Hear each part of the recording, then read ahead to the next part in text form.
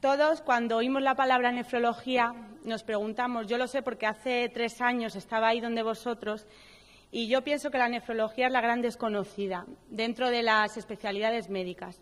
Porque cuando pensamos en la nefrología se nos viene a la cabeza siempre la horrible tabla de la glomerulonefritis o de aquellos diagnósticos diferenciales horribles de las hiponatremias, de las hiperpotasemias y que muchas veces nos hacen odiar la asignatura. Pero yo quiero quitaros ante todo este concepto y deciros que la nefrología, hablaos de la nefrología como un concepto más amplio, porque es una asignatura y una especialidad que yo creo que es muy desconocida por todos y yo creo que es bastante bonita. Bueno, en cuanto a la nefrología, todos sabéis que es una especialidad médica. Es muy importante que tengáis en cuenta que la especialidad deriva de la medicina interna. Todo nefrólogo que se precie tiene que tener unos conocimientos muy generales de medicina interna y muy básicos. Tenéis que dominar al máximo la patología general y la fisiopatología y la fisiología. Luego va a estudiar la estructura y la función del riñón y se va a encargar de la prevención y tratamiento de las enfermedades que afectan al riñón y al tracto urinario, pero de las enfermedades médicas. Los objetivos de estudio de la nefrología, como os he dicho, son las enfermedades médicas del riñón. De la parte quirúrgica os va a hablar mi compañero, el urólogo. Va a tratar también los problemas del agua y electrolitos. El medio interno, como todos sabéis, el órgano que principalmente lo controla es el riñón y lo tenéis que dominar al máximo. Y, sobre todo, tenéis que tener unos conceptos muy claros y tenéis que dominar muchísimo el tema de la hipertensión arterial, porque, como todos sabéis, el órgano que más regula la tensión arterial dentro del organismo es el riñón. En cuanto a la nefrología, también hay unas técnicas que les son propias y que les van a diferenciar del resto de las especialidades médicas, como son los métodos de depuración extrarrenal, que son la hemodiálisis, la diálisis peritoneal y la hemofiltración, el laboratorio de iones y estudio de la función renal con todas las fórmulas que conllevan su estudio, la biopsia renal percutánea como técnica específica que realizamos los nefrólogos, guiada por ecografía, para el diagnóstico de muchas enfermedades renales, y el trasplante renal.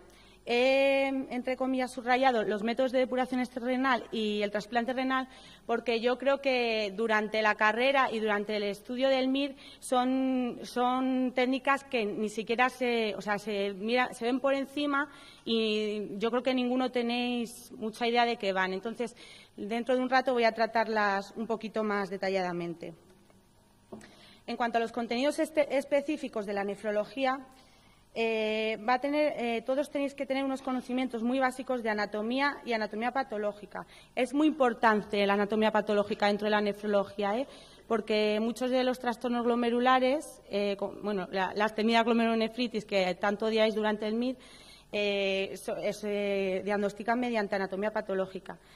Conocimientos básicos de farmacología y farmacocinética, de microbiología, muy, muy importante, porque los trasplantados renales son enfermos inmunodeprimidos y son propensos a acogerse infecciones y creerme que infecciones muy raras. Y conocimientos muy básicos de inmunología también, en cuanto al trasplante se refiere, porque todo el trasplantado renal, todos los rechazos están mediados por procesos inmunes. También tenéis que tener, y esto lo vuelvo a recalcar, una formación global y básica en medicina interna, muy, muy importante. Yo me atrevería a decir que los nefrólogos yo creo que es la especialidad médica que más se parece a la medicina interna.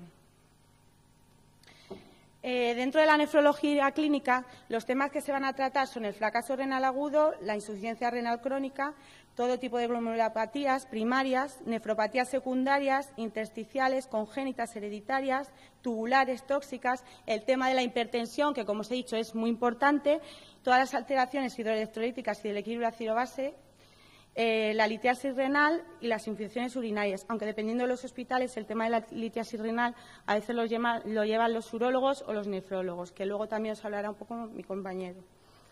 En cuanto a los contenidos prácticos de la nefrología, Yo diría, a ver, el nefrólogo tiene que ser un poco detective.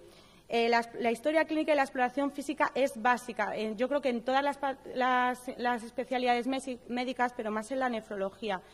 Y eso dicen muchos de mis adjuntos, que yo cuando empecé de R1 me decían, tienes que ser muy detective, ir siempre con una lupa y fijarte en todo lo que tiene el enfermo, hacer una historia clínica detallada y una exploración física básica, porque es básico a la hora de diagnosticar muchas patologías renales. Luego tenemos técnicas de exploración funcional, como son las pruebas de función renal y el seguimiento urinario, y todas las fórmulas de cálculo del filtrado glomerular y demás. Y técnicas diagnósticas propias, como son la biopsia renal percutánea guiada por ecografía y el diagnóstico por imagen.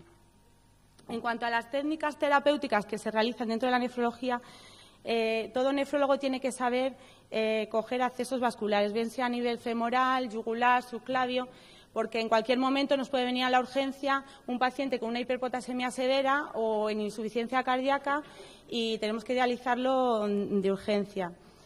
Luego tenemos la diálisis y las técnicas de depuración sanguínea, que son específicas de la nefrología, y el trasplante renal, que es totalmente un mundo aparte y que seguro que todos, porque durante la carrera no se estudia nada, no conocéis, es un mundo totalmente desconocido para la mayoría y que yo creo que es muy bonito el trasplante renal. En cuanto a las rotaciones dentro de la especialidad, rotamos por medicina interna, dependiendo de los hospitales, son más o menos meses. Aquí, en el Hospital Clínico San Carlos, vamos a rotar durante 9 meses por medicina interna. Lo hacemos siempre de R1, ¿vale? Luego, por anatomía patológica, por UBI, por cardiología y por radiodiagnóstico como obligatorias. En otros hospitales, en este no, lo tenemos como optativa, podemos rotar por urología o por infecciosas. Hay que decir que la rotación de anatomía patológica, UCI y cardiología y radiodiagnóstico en este hospital la hacemos de R3. UCI son 2 años y 2 meses, y cardiología son otros 2 meses. Radiodiagnóstico y anatomía patológica son 1 mes. Pero luego, dependiendo de cada hospital, se va a rotar más por unas o por otras y hay variaciones. Pero yo creo que lo básico es eso, sobre todo la rotación de medicina interna.